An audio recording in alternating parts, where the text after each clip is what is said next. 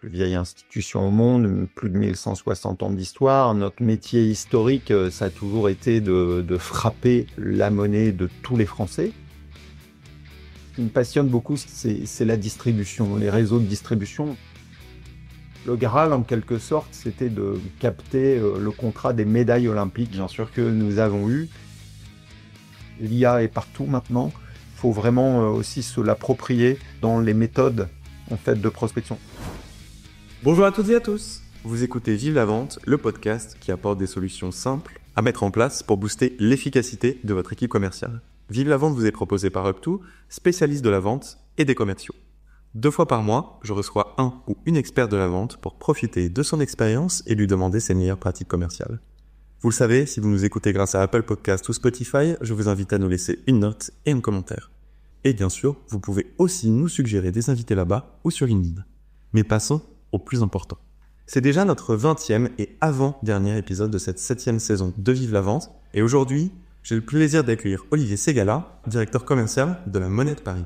Créée en 1864, la Monnaie de Paris est tout simplement la plus ancienne institution de France et la plus ancienne entreprise du monde. Et ce que vous ignoriez peut-être, c'est que c'est aussi une machine commerciale très bien huilée.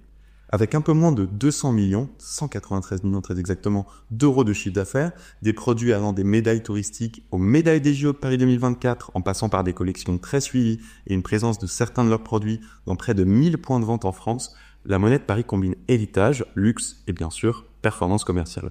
Et ce sont justement les secrets de cette force commerciale aux capacités transverses qu'on va explorer dans cet épisode. Olivier Ségala, notre invité du jour, en est le directeur commercial depuis quasiment 7 ans, à 1 mois près. Il pilote aujourd'hui une 50aine de personnes avec un objectif clair, passer d'une culture de production à une culture client. Alors, pour comprendre les enjeux et les enseignements d'une machine de vente plus unique en son genre que jamais, voici les questions principales que j'ai préparées pour Olivier. Comment transformer une organisation historique en une entreprise centrée sur le client tout en conservant son ADN? Ensuite, on va se demander comment structurer une direction commerciale multicanale entre création sur mesure, distribution plus massive et produits d'exception. Et enfin, comment est-ce que Olivier fait pour piloter ses équipes afin d'allier efficacité et proximité dans un univers où chaque détail peut devenir une valeur ajoutée? Un bien beau programme, comme d'habitude, pour un invité de marque en plus. Mais avant tout, je suis ravi de t'accueillir, Olivier. Comment vas-tu et comment va la Monnaie de Paris? Bonjour Paul-Étienne, merci. Écoute, je vais bien. La Monnaie de Paris va bien également. Voilà, tu nous en as fait le résumé. Alors l'an dernier a été une année olympique pour nous, puisqu'on a commercialisé des produits autour de la thématique des Jeux Olympiques de Paris. Et ça, sans doute que nos auditeurs ne le savent pas, mais en fait, la thématique des Jeux Olympiques, c'est la plus collectionnée par les numismates. Donc les numismates, c'est les collectionneurs de monnaie.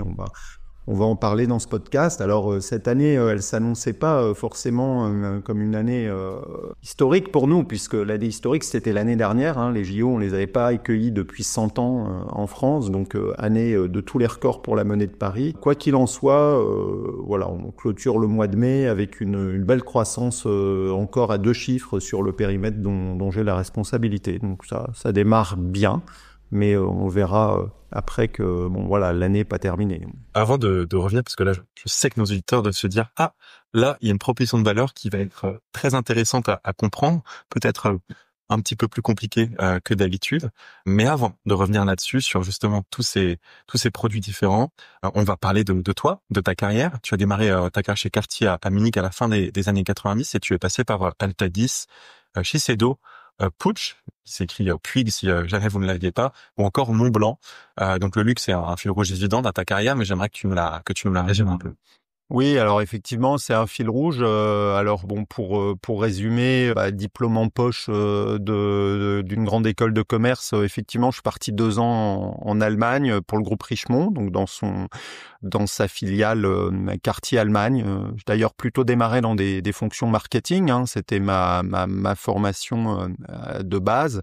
Et après 2 ans passés en Allemagne, je rentre en France et là, je tombe un peu dans la marmite de potions magiques du commerce et j'ai depuis 25 ans toujours œuvré dans des diverses responsabilités commerciales. Donc j'ai d'abord eu un parcours international J'ai été chef de zone, puis directeur de zone export. Ça, c'était effectivement dans l'univers du tabac où je vendais des cigares de luxe. Donc, on était déjà un peu dans l'hédonisme ou dans le produit plaisir. Et après, j'ai eu un passage de plus de 13 ans dans le secteur des cosmétiques, des parfums plus précisément pour les maisons que tu as citées et ensuite je suis retourné en fait pour le groupe Richemont. Alors c'était un peu par hasard que ça s'est fait, mais pendant 3 ans pour la maison Montblanc, donc sur du cuir, des instruments d'écriture et puis également de l'horlogerie. Et j'ai rejoint la Monnaie de Paris il y a plus de 7 ans. Donc oui, il y a un fil rouge dans les produits premium, lifestyle, voilà, ce type d'univers au niveau des métiers. J'ai fait de l'international, mais après j'ai eu un parcours évolutif sur le marché français aussi, qui m'a bien permis de comprendre en fait un certain nombre de rouages, puisque j'ai été directeur régional des ventes, puis national des ventes, et enfin directeur commercial. On touche à beaucoup de choses, notamment quelque chose qu'on n'a pas du tout eu sur cette émission de manière assez générale, ou en tout cas ça fait très longtemps, le luxe. On touche à d'autres choses qu'on a un petit peu évoquées, que j'ai hâte de creuser avec toi, l'export, le marketing, la vente un petit peu plus grand compte, et bien sûr, évidemment, le management, de la structuration et de la performance commerciale. On va en parler, on va creuser toutes tes bonnes pratiques ensuite, mais j'ai une question traditionnelle de cette émission, une question pas facile. Est-ce que tu peux nous raconter quelle a été ta plus belle vente ou la plus importante ou enrichissante à tes yeux? Oui, question pas facile comme tu le dis. Alors plus belle vente, c'est toujours difficile de résumer en fait. Je veux dire, plus de 25 ans d'expérience commerciale à une vente. J'ai touché à des sujets très différents, des univers également de distribution différents, du marché local, en France comme à l'export, du travel retail. Alors, je me rappelle d'une expérience quand je travaillais dans le secteur des parfums et cosmétiques où on avait une brillante directrice marketing qui lançait en fait une nouvelle marque de parfums. Donc c'était pour le créateur américain d'origine cubaine qui s'appelait Narciso Rodriguez, et nous lancions son parfum dont la création était une merveille. Je m'en rappelle encore. C'était un parfum féminin, un très joli parfum, et en fait, il avait vraiment tous les codes pour réussir dans une zone géographique dont je m'occupais, la zone du Moyen-Orient. Mais il y a plus de 20 ans déjà, la boutique de Dubai Duty Free, la boutique de l'aéroport était déjà saturée. C'était un aéroport qui connaissait des croissances de plus de 20% tous les ans. Et il y avait déjà la bataille des espaces. Et donc, nous, on avait une proposition qui était vraiment une superbe création. Et puis, effectivement, il pouvait pas l'implanter. Il n'avait pas l'espace. Et c'est vrai que à force d'y revenir, d'en rediscuter, d'argumenter, voilà, moi j'étais très fier quand j'ai pu obtenir en fait un mural, comme on les appelle dans les aéroports. On avait des vendeurs là-bas et effectivement l'implantation. Alors je me rappelle, j'étais très content puisque quand des collègues ont repris ce poste-là, quand j'ai évolué dans l'entreprise quelques années après, ils m'ont dit c'est bien que tu aies négocié cet espace-là parce que aujourd'hui, quelques années après, ils arrivaient avec encore des nouvelles marques et puis ils me disaient mais c'est plus possible du tout, et juste ça a été un carton quoi. Donc tu vois, on me dit c'est comme avoir Rue de la Paix au Monopoly, c'était vraiment un espace. Ouais. C'est ça. Très rentable et privilégié, grosso modo. Donc, c'était satisfaisant parce que moi, je dirais, au-delà de la vente, ce qui me passionne beaucoup, ce qui m'émule beaucoup, c'est la distribution, les réseaux de distribution. On va en reparler à la Monnaie de Paris. Je veux dire, il n'y a pas de limite, mais en fait, les réseaux de distribution. Et là, c'est vrai que cette réussite-là était assez intéressante. Alors, plus récemment, je peux citer aussi un autre contrat justement à la Monnaie de Paris qui était olympique. Voilà, un contrat olympique qui était très satisfaisant. En fait, les Jeux olympiques pour nous, ça a été évidemment une très très grosse activité. On a vendu énormément de produits, on a vendu des monnaies de collection, on a vendu, je dirais, à des partenaires officiels des Jeux olympiques des médailles qu'ils ont achetées comme cadeau. Et puis évidemment le Graal, en quelque sorte, c'était de capter le contrat des médailles olympiques, bien sûr, que nous avons eu, et donc très belles médailles olympiques dans lesquelles il y a eu en plus une prouesse technique en fait des équipes de production, les designs de l'atelier de gravure, mais le fait d'insérer dans la médaille des athlètes un petit morceau de Tour Eiffel. Donc en fait, chaque athlète qui a gagné une médaille olympique a gagné un petit bout de Tour Eiffel. Donc c'était un vrai défi, mais d'un point de vue commercial, pour revenir à la vente, ce contrat, il était très particulier puisque en fait, c'est un appel d'offres, marché public, évidemment, qui a été lancé par le Comité national olympique des Jeux de Paris 2024. Donc, c'était un contrat un peu particulier, en fait. On devait le gagner. On voulait que ce soit la Monnaie de Paris qui ait ce contrat très prestigieux, c'est un appel d'offres public. C'est un appel d'offres public. Mais est-ce qu'on peut dire que vous aviez une certaine marge d'avance parce que vous êtes un partenaire privilégié de l'État français quand il s'agit de littéralement fabriquer, par exemple, la Légion d'honneur ou même des monnaies ou pas? Paradoxalement, non, en fait, parce que c'était vraiment un appel d'offres marché public. On avait ce que j'appellerais simplement une légitimité à faire. C'est ça. Mais me dire que eux, ils avaient une obligation de diversité. Ils avaient une obligation légale, tout à fait. Alors c'est un contrat très compliqué, mais c'est vrai que on avait fait celle des Jeux de 1924. Donc voilà, ça remontait. Je t'en souviens. Donc je m'en rappelais pas très bien. L'expérience, effectivement, personne ne l'a porté dans l'entreprise, mais donc dans le CRM. voilà, non, c'était pas encore dans le CRM même. Donc voilà, mais c'était également quelque chose de très grisant parce que je me rappellerai toujours mon président qui me disait mais Olivier, cet appel d'offres là, de toute façon, on est obligé de le gagner. Donc voilà, mais après on est comme toute entreprise. On a des ratios à respecter et puis donc c'est toujours un défi ces types de contrats. Donc voilà un peu deux expériences qui ont pu me marquer. Vous avez pu surfer sur ce succès. Tu le disais, l'année 2024, vous l'attendiez belle, elle a été magnifique et en plus ça continue en 2025. Ouais. Donc, on va pouvoir un peu regarder pourquoi, comment et est-ce que tu instilles donc à ta force de vente, que ce soit en process, en méthode et en motivation. D'abord en quelques mots. Parce que je dis en quelques mots, mais c'est d'habitude ce que je dis là, ça va être peut-être un petit peu plus complexe. Est-ce que tu saurais résumer vos différentes propositions de valeur? Je précise d'ailleurs que 50% de votre chiffre d'affaires, je suis un petit peu effleuré tout à l'heure, 50% de votre chiffre d'affaires est généré par la production de monnaie officielle pour des banques centrales.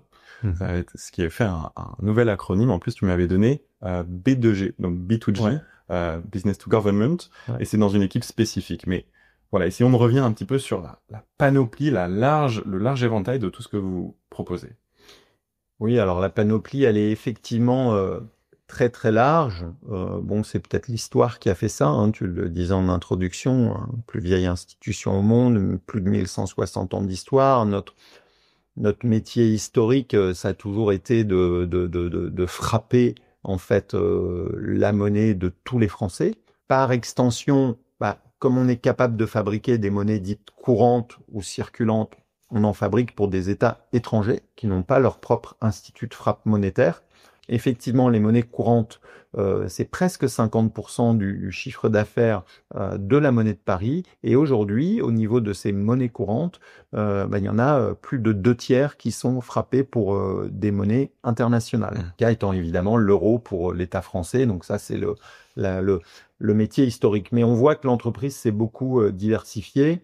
On en arrive à d'autres propositions de valeur. Donc en fait, comme nous faisons des monnaies courantes, nous fabriquons des monnaies de collection. Donc des monnaies de collection qui peuvent être soit en métaux communs. Et c'est comme ça qu'on démarre dans l'univers des monnaies de collection. Mais on fait également des métaux précieux. Donc il y a des monnaies en argent et des monnaies en or. Et je dirais ces produits-là, donc c'est une grosse partie de l'activité dont j'ai la responsabilité d'ailleurs, parce qu'il y a d'autres choses à côté. On parlait de la Légion d'honneur, oui, objet d'art, et vous avez également un musée, et je crois que vous avez des restaurants aussi. Tout à fait. Si je ne me trompe. Mais ta partie, toi, ton périmètre commercial, il est concentré sur les monnaies de collection et ce qu'on appelle les produits d'art. Donc derrière les produits d'art, on regroupe un certain nombre de propositions. Donc ça va de la médaille souvenir, alors qui est souvent très connue. Ça, c'est le produit à plus large diffusion et on peut les trouver sur, je dirais, un peu plus de 1000 sites en France et il y en a 500 qui sont actifs. Donc c'est-à-dire qu'ils commandent chaque année. Et là, il y en a pour tous les goûts, hein. On va pouvoir trouver ces médailles souvenirs chez Disneyland Paris, donc dans tous les parcs d'attractions, le parc Astérix, le Futuroscope, Louvre, les Mont-Saint-Michel, également dans les musées, le Louvre, le Château de Versailles. On va nous trouver à la Tour Eiffel, on va nous trouver à l'Arc de Triomphe, on va nous trouver sur les remparts de Carcassonne. Donc il y en a vraiment pour tous les goûts. Ça, c'est le produit à plus large diffusion. C'est un peu l'entrée de gamme. Alors, c'est mis dans cette catégorie pour nous, puisqu'on distingue les monnaies et les produits d'art. Mais après, il y a, si on reste sur l'univers de la médaille, il y a la médaille dite presse-papier. On pourrait dire une médaille estampée, si je suis un peu technique. Donc, c'est une médaille, on va dire, frappée. Et puis, après, il y a les décorations que tu as citées. Alors, la décoration dans le secteur privé, la médaille du travail. Et puis les décorations beaucoup plus officielles comme Ordre national du mérite, Légion d'honneur, palmes académiques, etc. Voilà, monnaie de collection, médaille, comme pour les JO par exemple, mais médaille aussi, souvenirs, objets d'art, pièces touristiques, je venais de le dire, création sur mesure. Vous avez une trentaine de collections par an et plus de 250 références. C'est ce que tu nous disais très implicitement, et moi je me souviens des chiffres explicites que tu m'as fournis pour que je puisse le rappeler. Comment est-ce que vous avez structuré l'organisation commerciale avec toute cette diversité de produits? Alors, c'est vrai que j'ai jamais piloté dans mon expérience une panoplie aussi vaste de produits. C'est d'ailleurs ce qui fait que le job est assez passionnant et très passionnant même, à la fois en termes de distribution de produits et de clients. Alors nous, la manière dont on a structuré les équipes, il y a des collaborateurs, des commerciaux qui vendent ces produits de collection générale, et puis il y a une autre équipe qui va vendre les produits sur mesure. L'exemple de la petite médaille souvenir que je citais tout à l'heure, c'est une médaille sur mesure. D'ailleurs, si dans nos auditeurs, par exemple, il y a des fans de foot, le Paris Saint-Germain, champion d'Europe, Je voulais t'en parler. on a fait une petite médaille, et cette petite médaille, on ne peut pas l'acheter à la Monnaie de Paris. Il faut aller à la boutique du Parc des Princes. C'est un exemple qu'on peut citer, et c'est les compétences. En fait, moi, j'ai considéré que on va avoir c'est pas tout à fait le même métier. Bien sûr. Donc en fait, il y a d'un côté des commerciaux qui vont vendre des produits d'une collection générale. Donc eux, leur réseau, ça va être soit des revendeurs spécialisés, soit des réseaux de grands comptes. Et puis on va avoir ensuite une autre équipe qui, elle, est focus sur les produits sur mesure, de la mini-médaille, donc petit produit souvenir, la médaille souvenir, à une médaille frappée ou une fonte d'art. Car la valeur est évidemment parfois sur des milliers d'euros. Tout à coup, vous avez déjà eu même des dizaines de milliers d'euros, des pièces qui peuvent être... Ça démarre autour de 3 euros. 3 euros, la petite médaille souvenir. Et sur les monnaies de collection, le produit le plus prestigieux, c'est une monnaie de 1 kg en or, dont le prix est sur demande et peut fluctuer en fonction des cours de l'or qui bougent beaucoup vite en ce moment. Mais ça s'achète, on va dire, autour de 165 000 euros aujourd'hui, par exemple. Wow. Et après, les médailles, là, ça va dépendre, encore une fois, est-ce qu'on fait un produit en bronze, en or, etc.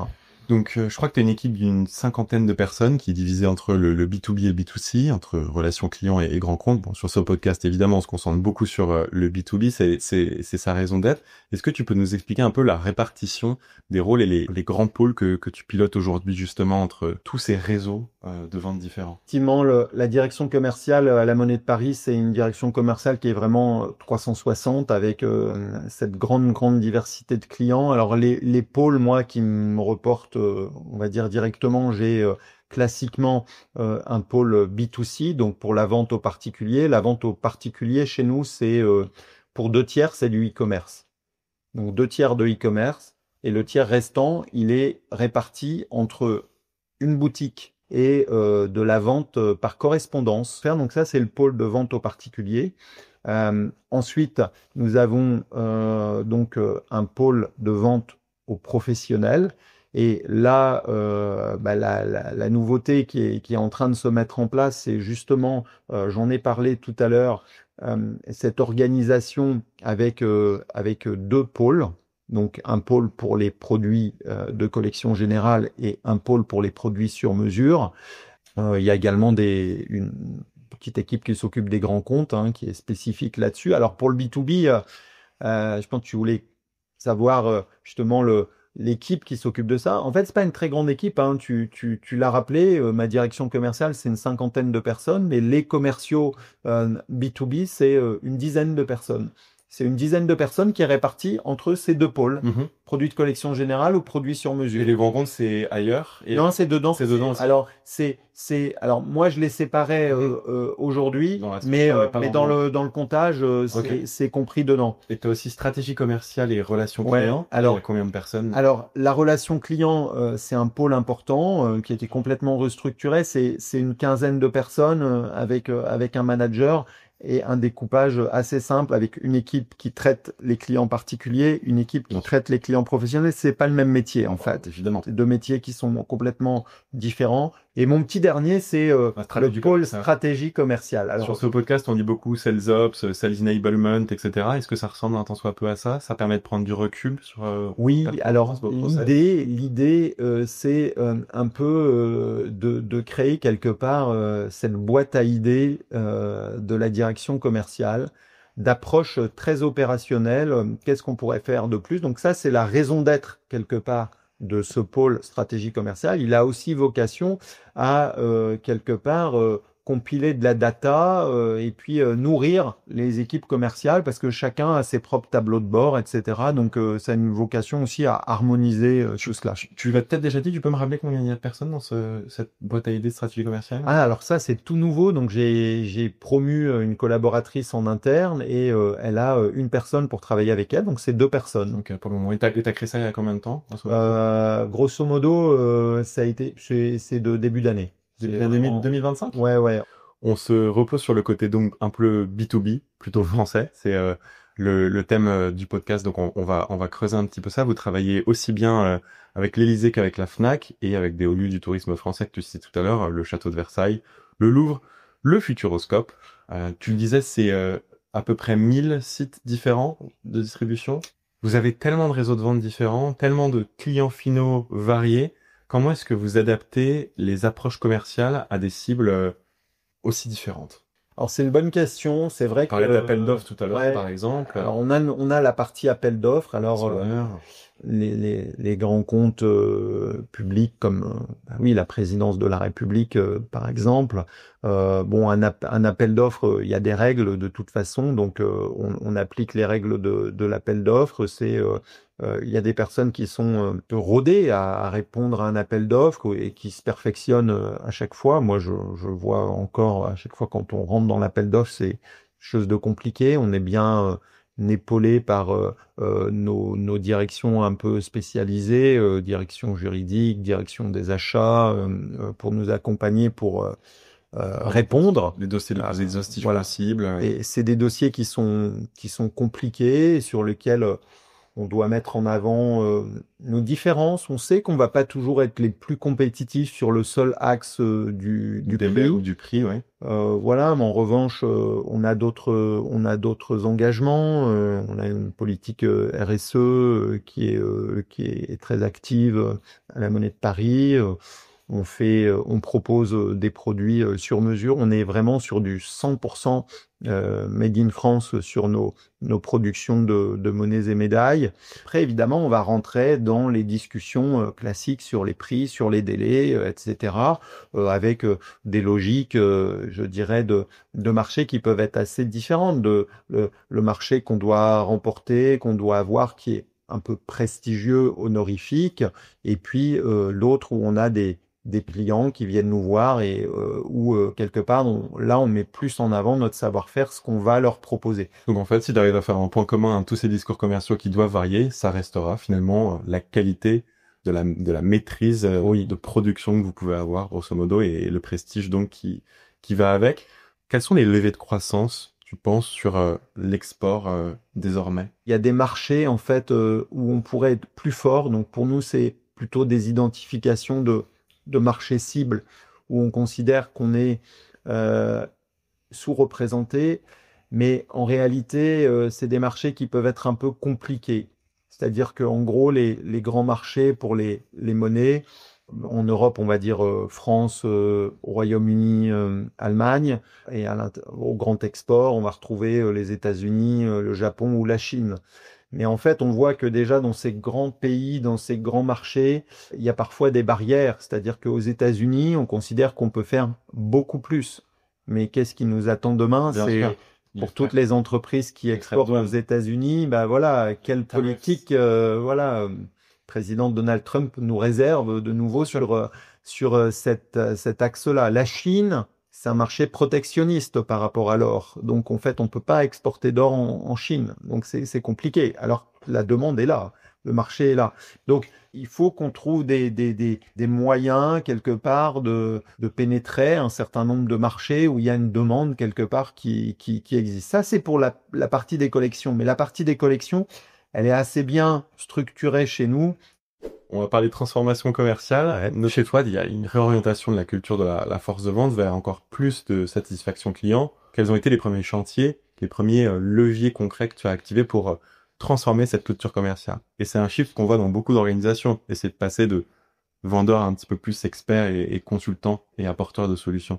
Mais comment ça se passe dans ton domaine si particulier? Le premier chantier, ça a été du côté de la relation client. Parce que c'est bien beau de dire il faut prôner de la satisfaction client, il faut être customer centric, il faut travailler les clients, etc. Customer first. Voilà, c'est vrai que alors nous on est une entreprise industrielle à la base, on frappe l'euro. Donc voilà, on est des producteurs, on est une entreprise de production. Mais avec tous ces métiers qui se sont développés, toute cette proposition de valeur, forcément, il a fallu développer une culture client. Le chantier a commencé pour moi il y a 4 ans à peu près au niveau de la relation client, où on a complètement restructuré en fait le département. Il y a eu du staffing, il y a eu des recrutements de collaborateurs. On a travaillé sur l'amplitude horaire, donc un vrai, j'aime à dire, un vrai service client digne de ce nom, avec des équipes motivées au service des clients qui répondent, je dirais, de 9h à 20h du lundi au vendredi et de 10h à 19h le samedi. Ça a été du change en fait. Il y a eu vraiment, il y a des nouveaux collaborateurs qui ont été recrutés. On a fait ça avec discussion, parce que une personne qui a signé pour travailler jusqu'à 18h, elle n'est pas forcément prête à rester jusqu'à 20h ou à travailler le samedi ou à faire des shifts, etc. Voilà, donc on a fait des shifts, on a recruté de nouveaux calendrier, collaborateurs, voilà, donc des périodes de garde. Donc ça, voilà, des permanences qui tournent. Donc ça, c'était, je dirais, le premier chantier organisationnel, mais avec ensuite également des métriques associées. C'est ça que j'allais te demander. Voilà, parce que évidemment, quelque part, on doit mesurer tout ça. Donc, nous, on pilote un taux de service. Voilà, en combien de temps vous répondez? Exactement. Donc, le taux de service, donc on a une cible, voilà, on a un KPI, indicateur de performance, donc il faut 94%. On est là, ils sont très bien là. À fin mai, ils sont au-dessus de ce 94%. Donc ça, c'est le décroché des agents et puis également la prise en charge d'une demande d'un client en moins de 24 heures. Donc ça, c'était un très gros chantier, je dirais, qui a principalement visé à l'amélioration de la satisfaction des clients particuliers, même si, bon, voilà, il y a toujours de l'insatisfaction qui peut exister. Moi, je dis souvent, en fait, je me rappelle un collaborateur qui nous avait accompagnés et qui disait, mais en fait, vous appelez jamais le service client Air France pour leur dire, je voulais juste vous appeler parce que mon vol était génial, tout s'est bien passé, il n'y a pas eu de retard. Donc, un service client, il est là pour répondre à des réclamations et améliorer cette satisfaction. Donc ça, c'était premier chantier dont on mesure certains bénéfices et résultats. Et puis après, côté organisation commerciale, il y avait ce sujet, mais je l'ai déjà longuement évoqué précédemment. C'était plutôt de se dire, bah, en fait, on a eu cette euphorie des Jeux Olympiques, ce pic, ces résultats, des demandes qui arrivaient.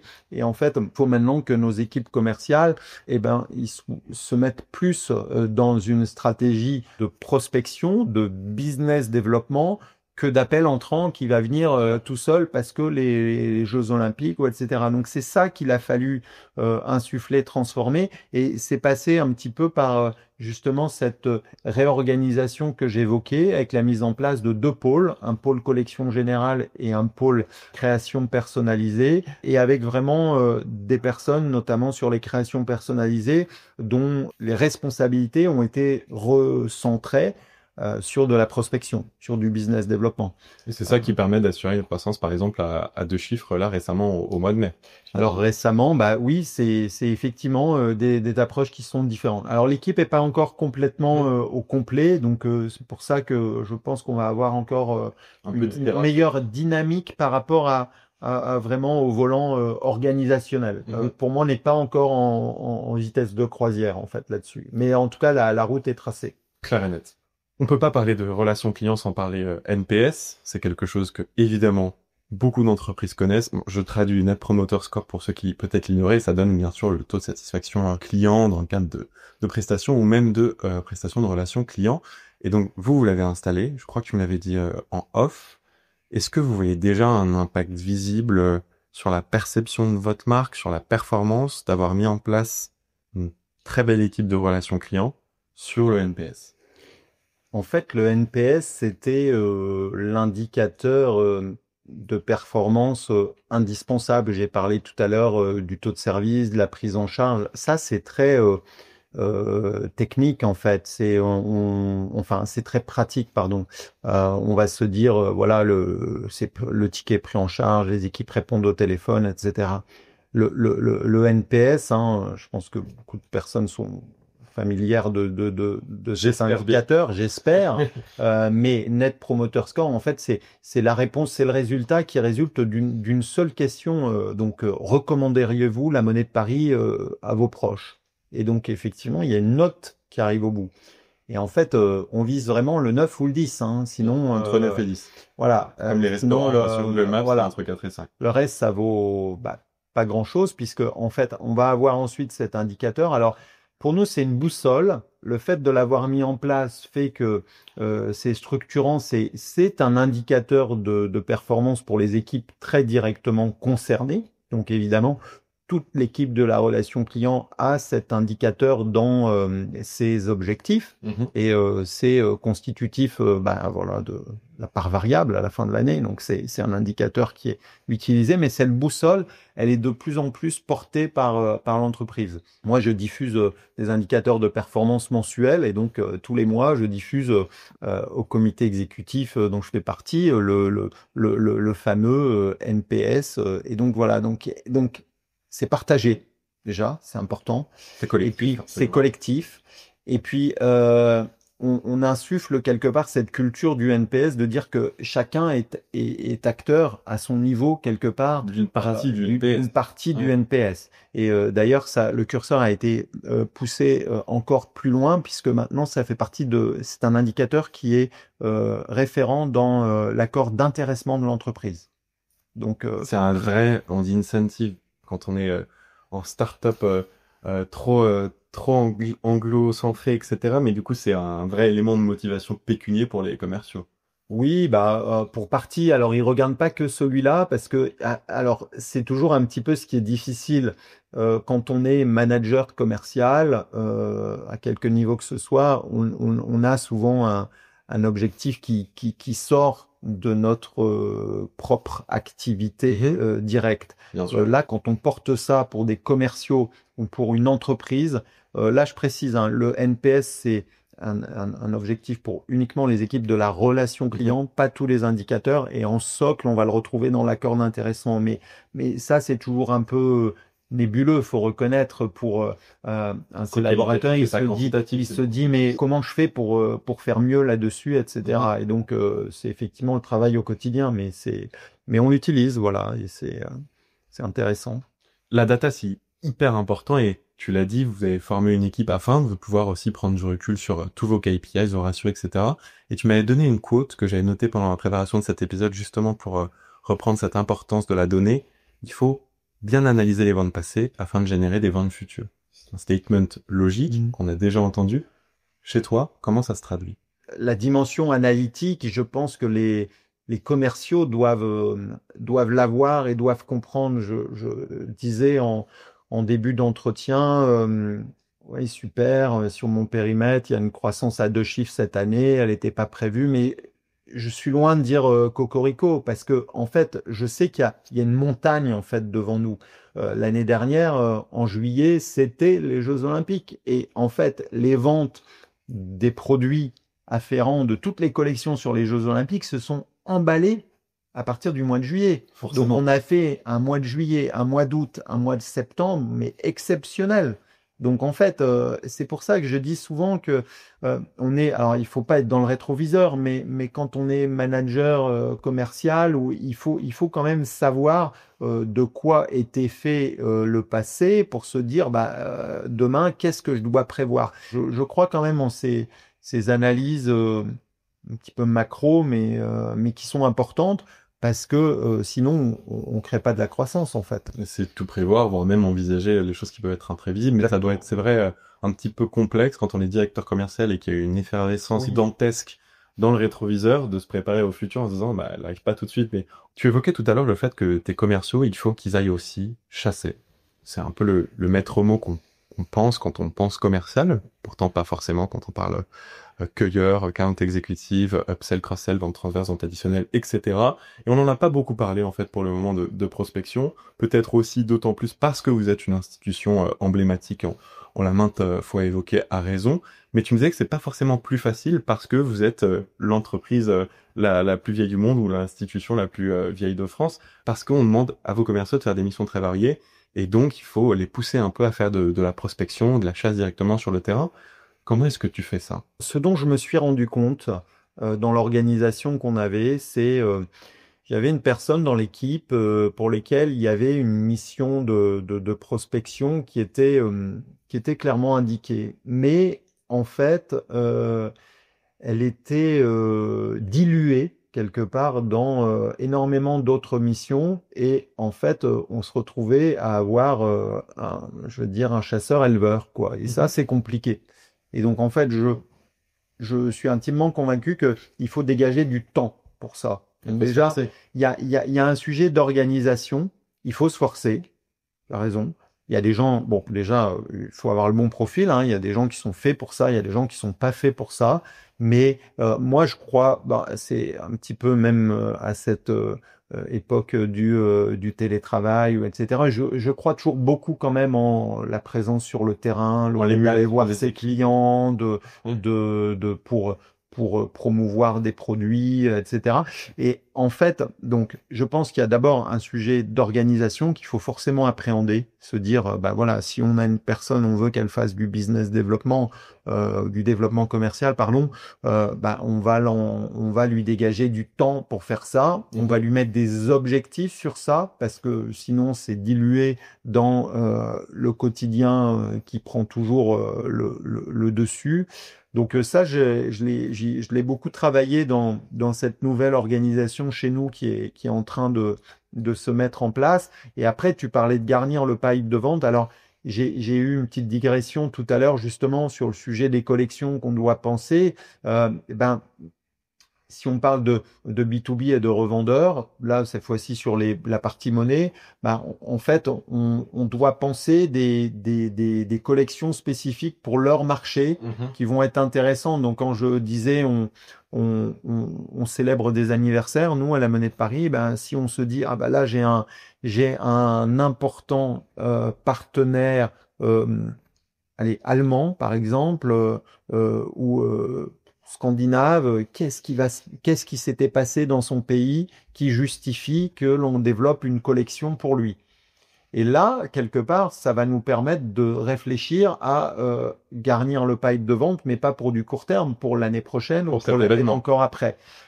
Et ça nécessite de s'anticiper, puisqu'avec le marketing, comme je disais, on travaille déjà sur les plans de 2027. Et après, pour la partie produit sur mesure, tu l'as vu, hein, beaucoup parler toujours de ces deux familles, parce que c'est deux approches complètement différentes.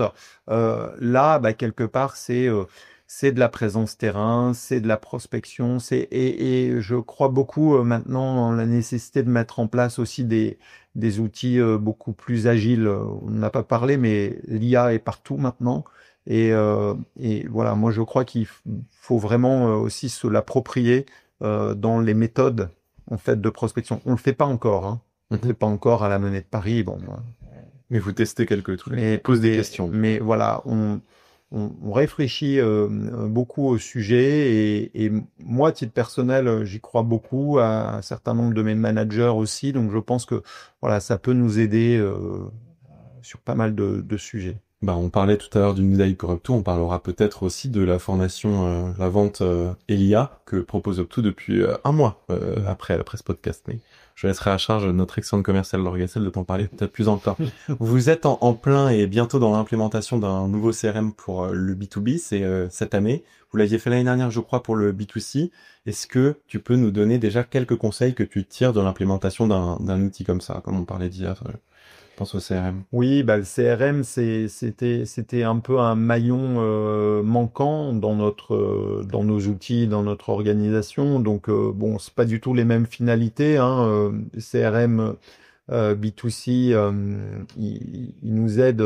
Là maintenant, il est en route à mieux orienter nos communications sur un prisme produit, mais aussi sur un prisme client, parce qu'on a un programme de fidélité à la Monnaie de Paris, donc on veut faire passer les clients d'un niveau au niveau supérieur.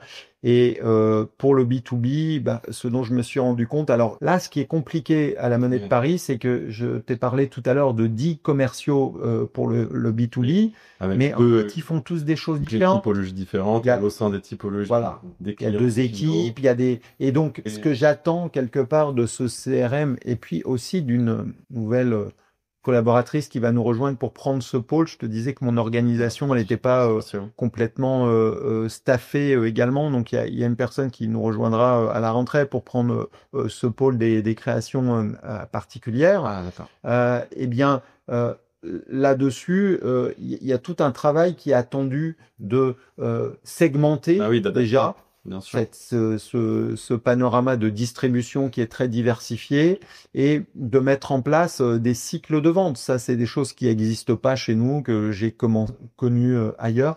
Le CRM, pour moi, je le vois comme un outil d'aide pour ça, en fait, pour finalement le suivi des prospections, pour que ça reste pas des bouteilles lancées à la mer et puis après on se dit ah oui mais c'est juste ce rappel, oui, faut que je rappelle telle personne ou etc.